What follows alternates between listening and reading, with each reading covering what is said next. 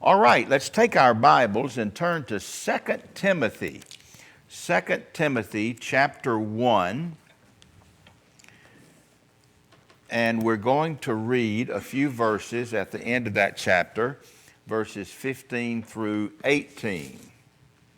2 Timothy chapter 1, verses 15 through 18.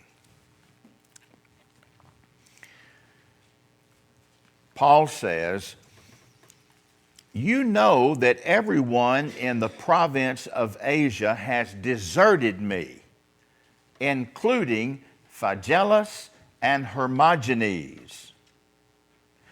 May the Lord show mercy to the household of Onesiphorus, because he often refreshed me and was not ashamed of my chains. On the contrary, when he was in Rome, he searched hard for me until he found me. May the Lord grant that he will find mercy from the Lord on that day. You know very well in how many ways he helped me in Ephesus." What on earth were those mothers thinking when they named their baby boys Phygellus, Hermogenes, and Onesiphorus? Seriously. Do you know of anybody with those names? I don't. Speaking of funny names, I ran across a list of funny names. And, trust me, you don't have to live in the first century, to find mothers and fathers who go off their rockers in giving their babies names that will be a perpetual embarrassment. I'll share a few of these. I'll share the mild ones, since this is a G-rated sanctuary. For the more racy ones, you're going to have to Google them. But here are some I found.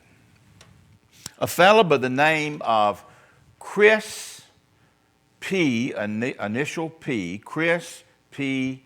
Bacon. Now say that fast. Crispy bacon.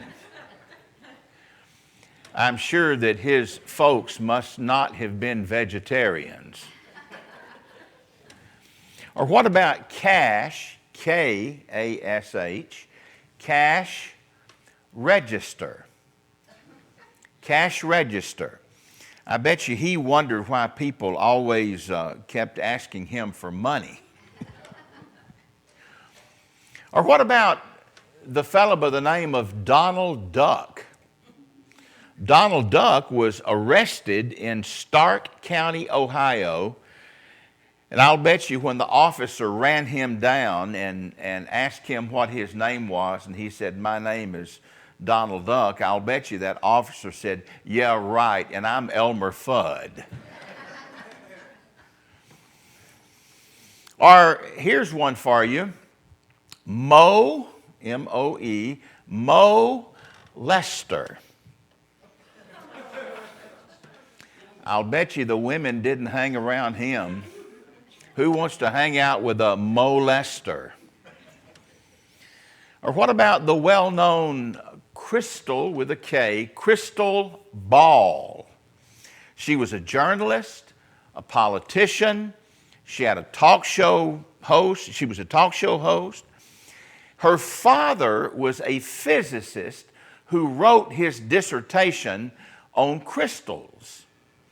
It's a good thing that he did not write his dissertation on snow, or she would have been Snowball. Or what about the woman, and I'm not making this stuff up, you can Google this yourself. What about the woman who changed her name from Desiree Longabout to Beautiful Existence? That's right. Now this woman, she went through a very hurtful divorce. She lived in Seattle, and so she traveled to France, and she self-married. She married herself before the Eiffel Tower. You know, she wasn't looking for the right one. She was the right one. And she had 2 sons by the name of Epic and Edge. Something tells me she was a little bit on edge and she had some epic issues.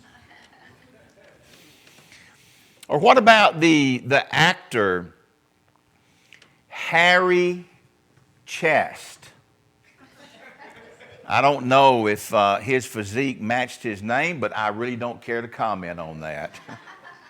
But this is my favorite one. This is the favorite one that I found. This woman comes from the turn of the 20th century. She was well respected. She was daughter of a Texas governor. She was an art collector. She was a great philanthropist. Her name was Ima, I-M-A, Ima Hogg. I'm not making this up. And get a load of this, she didn't have a middle name. She was Ima Hogg. Now, it was rumored that she had a sister named Ura. But the truth is, she only had brothers. But with a dad whose nickname was Big Jim Hogg, I guess it doesn't matter, huh? I have an aunt in my family. Her name is Aunt Wilma. And she was talking to my mother one day, and she said, "What did you name your boys?" And she said, "I named them Steve and Phil." And she said, "Well, why didn't you name them something pretty?" Do you know what Aunt Wilma named her daughters? Cecil and Orleaner. And she had grandchildren named Elaine, I can't even say it. Eulalia, and Modell. I'm so glad my mother named my brother and me something ugly. Hey, what if somebody came up to you and said, "Hi, I'm Onesiphorus"? Oh my goodness, you may step back and wonder what kind of disease this fella had. You know, it sounds like a disease that you can't get rid of with Ajax. Onesiphorus? But I'll tell you something, that name was sweet music to the ears of the Apostle Paul. You see, Paul was in a tough spot. He was in prison in Rome. And some Bible scholars tell us that 2 Timothy was his swan song. He says in the 4th chapter, "I have fought the good fight. I have finished the race, and I have kept the faith." In his final days, Paul is all alone in prison. But his friends turn their backs on him. The Phygelluses and the Hermogeneses. But there was one fella who had a funny name. We'll call him Mr. O, okay? Mr. O. Onesiphorus. Onesiphorus, he said, and this just jumped off the page at me recently, "He often refreshed me." A refreshing person. He often refreshed me. Now, if I were translating this, if I were going to paraphrase this, I would say something like this. Onesiphorus was often a breath of fresh air. Do you know anybody like that? What a great way to be remembered. He was a breath of fresh air to me. Do you know anybody in your life like that? I'm sure that if you could testify this morning, you could tell me that there have been times when you were going through some difficulty and you felt all alone. You felt like you were dealt an unfair hand with all the aces removed, and all of your options had run out. Hurt, pain, and fear became the needle pricks in your soul. And then all of a sudden, out of nowhere, here comes a person. Here comes a godsend. Here comes an angel who enters your life and stands with you. A person who was a breath of fresh air. A person who enabled you to find your way. Do you know anybody like that? Onesiphorus, the name Onesiphorus means one who brings profit. A profit bearer. Do you have any profit bearers in your life? I'll tell you something. If there was ever a time when we needed some Mr. O's in our world, it is today. Let me just comb over the past week and tell you about some conversations that I've had with people. I talked to a young man who was going on vacation to Puerto Rico. His name is Sean, and from Roxbury. And he was going there on vacation, and all of a sudden, these earthquakes happened in Puerto Rico. I mean, man, they've been devastated with the hurricane and now the earthquakes. And so I texted him and I said, Sean, are you still going to Puerto Rico? And he says, yes, I am. And I said, are you still staying with your friend's family? And he said, no. And he sent me a picture of their house. They parked their cars under their house. Well, the cars were crushed and the house was leaning. And I said, well, are you, is this going to be an added expense for you? You're going to have to find another place to stay? He said, yes, but I'm going anyway. I want to go down there to help out as best I can. So what was originally to be a vacation is turning out to be a mission of mercy, and he's there now, and I request prayers for Sean. I also talked to a woman whose cousins from Australia have lost everything in those fires. Everything. I talked to a man who is going through a brutal divorce. Yeah, you know, those two words seem to go together too often. A divorce that's a brutal one. Or I talked to a woman who has got some real car issues, and she needs her car. She needs her transportation. But she's got so much repair work that needs to be done on her car, and she doesn't have any money to pay for it. I talked to a guy this week who is, I don't know, mid-50s. His business is failing because of the internet, and he's going to have to find new work, a new job here in the middle of his life. I talked to a young man who is in seminary, and he looks around and he sees all of his classmates are getting married, and he can't find a mate. I'm telling you, if there was ever a time when people needed, all of these people are looking for a breath of fresh air. Our world needs a breath of fresh air. Our world needs us to be a breath of fresh air. But too often, I'm afraid we're full of hot air. You know what I mean? Yeah. Phygellus and Hermogenes deserted Paul. Sounds like Paul had a milk problem. Hermogenes, homogenized. Oh, I don't know why I said that. Forget it. But Paul needed them, and at the time when he needed them, they were a vanishing act. They weren't around.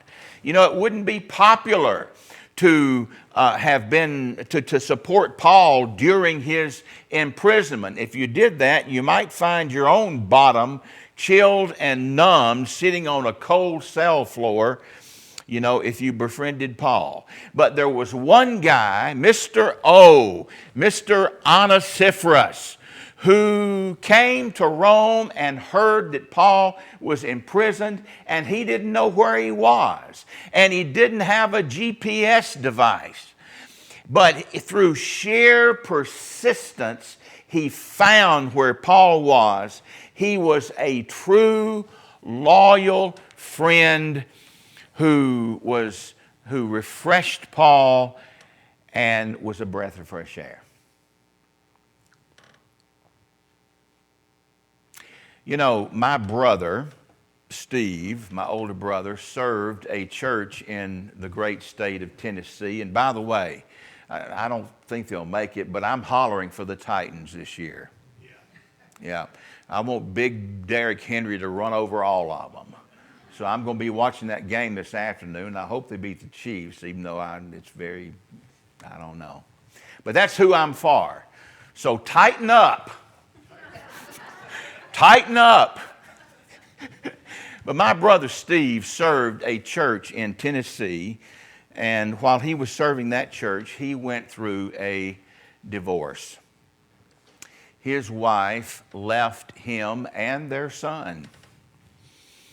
And, you know, his church, it was a Baptist church, his church was very supportive for a while. But it seems like we Baptists, we're good when it comes to talking about grace, but when it comes to showing it, sometimes I wonder. My brother made a decision to leave the pastoral ministry. He felt all alone. He was confused. He felt numb. He was hurt. He lost the support of many church members, and local pastors treated him as if he had the plague. Now, the only thing my brother had ever known since he was 19 years old was the church work. And he didn't have many friends outside the church circle. He described his life as he was a self-exiled hermit for quite a while. And he wanted to do everything he could to turn off the pain and to run away from anything that reminded him of that nightmare. And then one day, here came a note in the mail from not a church member, but a woman who frequently attended his church, and she was a very timid type, and she sat in the back and hardly noticed. But she wrote this note, and she said to my brother, she said, you know, Brother Steve, all of my life, the preaching that I have heard constantly made me feel guilty. But when I hear you preach, I feel loved. And she said, I don't know much, but I know this one thing. I believe in you. That woman was a breath of fresh air. She was a Mr. O. She was an onesiphorus for my brother Steve, a breath of fresh air. She was a shining light. She was an angel in his world of darkness. Thank God for her. Did you notice how much trouble Mr. O went to find Paul? He was in Rome, and he learned that Paul was in prison, but he couldn't seem to find him. But he just persisted, and then he found him. You know, why is it that quite often, why is it that we are afraid to get involved with hurting people? You ever thought about it? Well, it could be that if we get involved, it's going to inconvenience us. It could be that getting involved is, it takes sacrificial effort. But sometimes I think we don't get involved because we don't know what to say.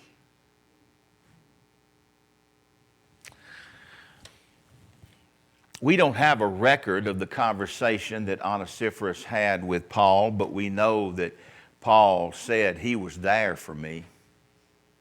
He was there for me. I was talking just recently to somebody who wanted to visit a friend at Dana-Farber in Boston who has cancer, a very fast, aggressive kind of cancer. And she said, I want to go, but I don't know what to say. I said, you don't have to say anything. Just show up. Just show up. And she mustered enough courage to go. And I said, you made your statement by being there. You said it all because you showed up. You were there. It's called a ministry of presence.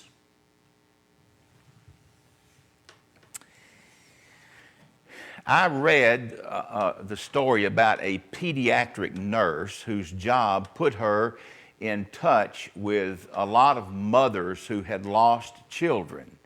And her story was so impressive that Ann Landers picked it up and published it. This woman wrote about how she handled these mothers who had lost children. Can I share with you what she said? She said, I won't say to these mothers, I know how you feel, because I don't. I've never lost a child. I won't say to these mothers, oh, you'll get over it, because you won't. You won't. Life will go on, but the pain will still be there. I won't say that your other children will be a comfort to you, because they may not be. And you, in your hurt, may find yourself impatient with them. I will never say, oh, don't mind, you're young enough to have other children. That won't help either, because there is nothing that can replace the one that you lost. She said, I'll tell you what I will say, though. I will say what happens to you makes a difference to me. I am here for you.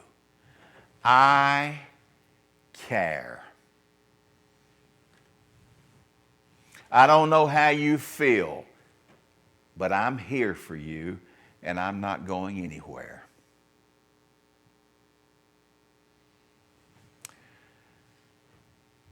Sounds to me like the spirit of Mr. O, of Onesiphorus.